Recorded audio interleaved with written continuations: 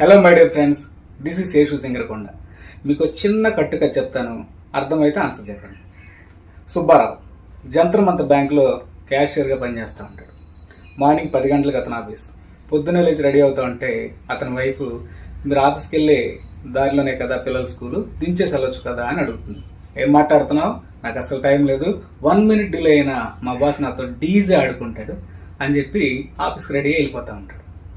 కింద నైబర్స్ అడుగుతారు, మీరు అట్టే కదా వెళ్తున్నారు, కొంచెం నా హాస్పిటల్లో దించవచ్చు కదా అని నైబర్స్ ఒక పెద్ద ఆయన అడుగుతారు.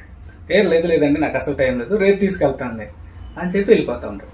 కొందరు వెళ్ళిన తర్వాత రోడ్డు పక్కన ఒక పెద్ద యాక్సిడెంట్ అయి ఉంటుంది. పాపం హెడ్ ఇంజూరీ అయిపోయి ఉంటుంది.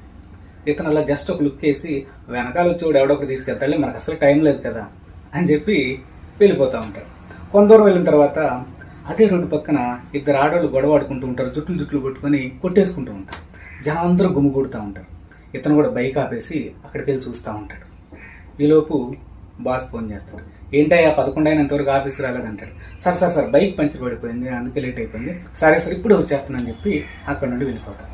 పాప ఆఫీస్కి వెళ్తాడు. కానీ ఆ ఇద్దరు లేడీస్ ఎందుకు కొట్టుకుంటున్నారు, ఎందుకు జుట్లు పట్టుకున్నారు, అంతమంది ఎందుకు గుమ్మిగూడారు అని ఉదయం నుంచి సాయంత్రం వరకు ఆఫీస్లో కూడా అదే ధ్యాసలో ఉంటాడు. రిటర్న్ వచ్చేటప్పుడు అదే దారిలో వస్తా చూస్తాడు, అక్కడ ఎవరు ఉండరు. పాపం ఇతను ఇంటికి వెళ్ళి స్నానం చేసి అన్నం తిన్నా కూడా నిద్రపోయినా కూడా నిద్రపడతాడు. ఇదే రోల్ అవుతూ ఉంటుంది.